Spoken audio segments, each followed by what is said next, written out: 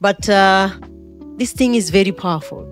Hivi mnausikia uzito wa hii kitu inatoka hapa madhabahuni?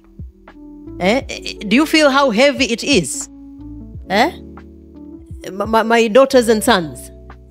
Can you feel it? Okay, asanteni sana. Yani myself I am amazed. Sijui nijirudishe nyuma niwe na 17 hivi. Alafu nianze upya. Lakini I can even start here. Hivi. Unaonea wivu? Nilikuwa nazungumza na mmoja nikamwambia mimi ndio maana baada ya kuonea wivu nimeamua kuwapenda. Like my favorite generation is the Gen Z. You see? Okay, so our last two questions. One goes like this. If you were to give one piece of advice to the young people who are listening today, what should they start doing now and be ready for 2050? If you were to give a piece of advice to the young people who are listening today. Jamani, the takeaway is this way. So what should they start with doing now? Nikizungumza now namaanisha sasa. Wakati uliokubalika ni siku ya wokovu ni all these theories mnazipata huko duniani. They are from the Bible. We are the one who are not implementing them. Sawa. So ili tuendelee kuwa relevant hata itafika 2050 kwa kitu ambacho tutakianza leo. Karibu madam. Labda cha kimoja kikubwa ni opportunities have expired date. Very unfortunate. Opportunities have expired date. Na fursa usizipoteze, na mara nyingi haziji mara mbili. The main two opportunities you have as a young person. Kwanza ni kujua identity yako. Your identity.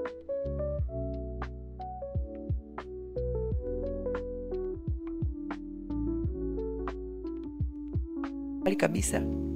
Mimi nilivyoelewa hili, nilibadilisha maisha yangu nikiwa na miaka 15. Nikiwa kidato cha pili. Sababu nilikuwa yule wa kujihurumia, kwamba my dad died, tulizulumiwa mali, nimetoka kijijini, sijui Kiingereza. Niko na watoto wanaongea Kiingereza, mimi sijui, kila siku nafanya adhabu shuleni, sina uniform, kila siku mimi ndo wakupewa form 4 akimaliza naenda kuomba uniform. Yani kwa hiyo unakuwa mnyonge, yani ile background yako inakudefine. Lakini nilipompa Yesu maisha, alafu nikajua tofauti ya mtu wa Mungu na mwana wa Mungu. Nikajua kumbe mimi sio mtu wa Mungu tena, mimi ni mwana wa Mungu. Hallelujah. From there my confidence ili rise, sijui kama nini. Yani nikawa like a lioness. Ule unyonge wote ukaisha. Magonjwa yote yale nilikuwa nayo yakaisha. Nikaanza kuchukua fursa ambazo nilikuwa nazionaga ni za watoto wakishua tu. Yani mimi wanajikuta kwenye mazingira ambayo I'm the only one mwenye background ya hivi. Wengine wote ni hao wakishua. Ukianza kuwasimulia ulikotoka there like penyaje. Bwana Yesu asifiwe. Kwa hiyo kumbuka, you are a son and a daughter of God. Wewe sio mtu wa Mungu tu, wewe ni mwana wa Mungu. Kwa ukishajua hiyo fursa ya kwamba wewe ni mwana wa Mungu, it comes with a lot of opportunities for you spiritually. Na wewe kumbuka una milango sio 5 tu ya fahamu, una 6. You are the Holy Spirit, bonge ya mgodi. Yani Holy Spirit ndo bonge ya mgodi.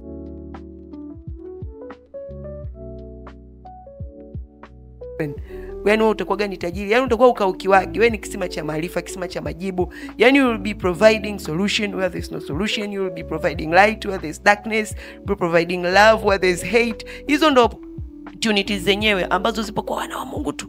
Wengine wote hawanazo. Lakini kingine, kila kitu Mungu anachokupa, madam alisema hapa mwanzoni, una mbegu na mkate. Kila siku tunafundishwa usidharau kile ulicho nacho. Uwe naumia na kutana na vijana nakwambia sina mtaji, ana smartphone, ametengeneza nails, amesuka nywele za 20,000.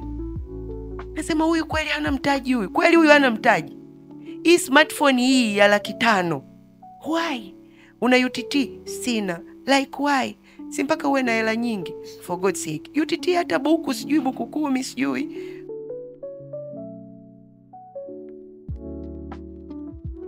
Wanaangamizwa kwa kukosa maarifa. Kwa jamani, kila unachopewa na Mungu, you are a steward. Ukiwa wakili mwaminifu, kwa kile kidogo Mungu anachokupa ukakiwekeza, utajishangaa sana. Anza tu kubadilisha lifestyle, achana na mabolti, kula daladala, achana na kununua vyakula ya mchana, beba chakula chako kutoka nyumbani kama unaenda kazini. Mimi wanawaambiaga watoto wa kike, nina magrupu ya watoto wa kike wengi, I say they are very rich now. Tumeanza mwaka juzi, miaka 3, Singles in the Way. So many of them are very rich than boys. You know why? Boys yakipata kazi, anataka mziki mkubwa nyumbani, anataka smart TV nzuri ya kuwa anaangalia mechi zote. Ya, anataka Subaru baada ya muda mfupi. Kwa hiyo, yani anataka iPhone 16, yani hivyo kuna vitu anataka. Saa msosi mchana anaenda na washikaji, akichukua na wadada pale ofisini nini, hao wadada wazuri watalipaji, anawalipia. Kwa hiyo unakuta kwa siku ana spend a lot of money, mshahara wake wote unaishiaga huko. Lakini na wadada wana akili yao, hela yake hanunuagi lunch, anatoka na kachakula kake, anaweka kwenye nani, anaenda kula ofisini. Hapandi mabolti sijui mani bolti nini, anawekeza gari IST ya nini saizi, nawekeza kwanza nakula daladala, au yani anajibana anawekeza. Ingawa mtu anakwenda zake akili, achukua hapo mbegu zake kwenda kupanda, atarudi kwa kelele za shangwe, haibeba hapo miganda yake.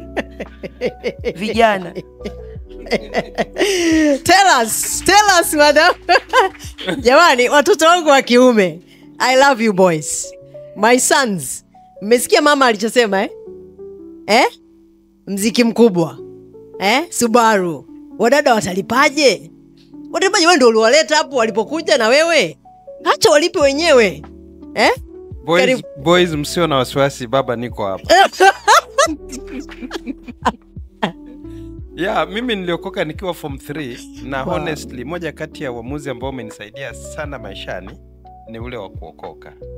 Na sina muda wa kushuhudia, lakini equally came in a very poor background, lakini nilitunza utakatifu.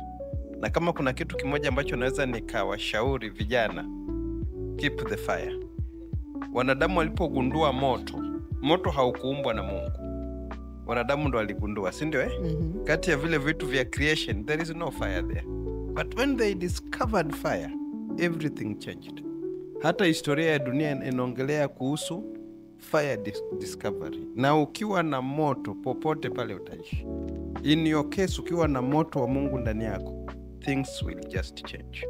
Mungu anampandisha mnyonge kutoka mavumbini, anamketisha juu pamoja na ukwa nchi yake, si ndio Lakini by the time mnyonge anatoka mavumbini, he is not clean. Ni jukumu la huyo mnyonge kunguta mavumbi na kujisafisha. By the time anaketishwa, wasiseme and you, where do you come from?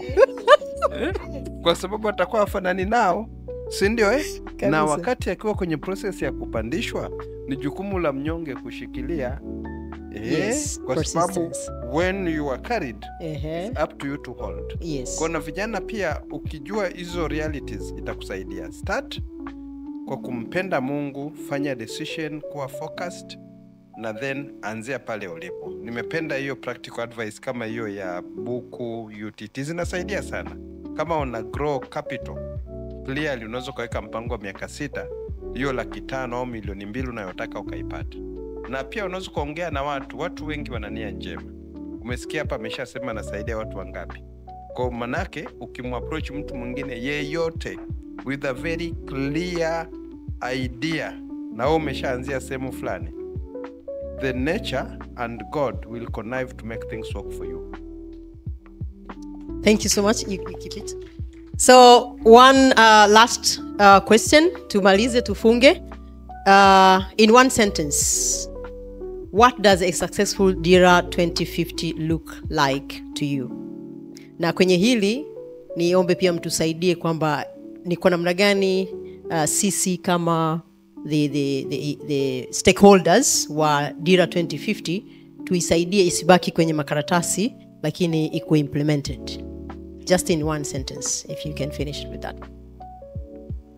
Kweli, ukiweza tu kufika nchi yenye uchumi wa kati ngazi ya juu, nitafurahi sana. Wakina Dr. Sokilo wakituhakikishia, maana ndo wachumi hao, na wanajua kucalculate vizuri hivyo. Tukaona tumefika nchi yenye uchumi wa kati ngazi ya juu, hapo itakuwa ni mafanikio makubwa sana. Na si puuzi kwamba kuna weaknesses nyingi kwenye our governance systems ambazo zinatutia mashaka, na dira imezinduliwa juzi tu, lakini ishaanza kuvunjwa. Actually mimi ndo niliandika forward ya Mheshimiwa Rais kwenye dira, na vitu ambavyo tuliviweka pale tayari vishaanza kuvunjwa vingi tu, kwenye eneo la utawala bora, kwenye eneo la democratic rights and all those. Kwa hiyo hivyo ni vitu ambavyo kidogo vinatufanya unainama kidogo, unasema but we committed to this. Lakini haitunyamazishi, tunaendelea kuwakumbusha kwamba guys, you committed to this. Very many times unakutana nao, unaongea kitu, wanasema hiyo umetoa wapi? Umetoa wapi hiyo? Siko jamani, kwenye National Bureau of Statistics. Hizi ni takwimu zenu. Au hii sipo kwenye ilani. Wewe si umegombea, umepata ubunge. Una ilani uliokuwa unaitetea, si ndio imesema hivi? Ukurasa wangapi? Alikuwa anatetea ilani, hajui ilani ukurasa wangapi imesema hicho ambacho unakisema. Leo unakiongea na unaona. Kwa hiyo we still have a huge weakness kwenye governance system, and we need God fearing people to get there. It's very risky kwa watu wacha Mungu kuwepo huko, but we need them. Wale ambao mnasikia mna calling za leadership, kweni viongozi.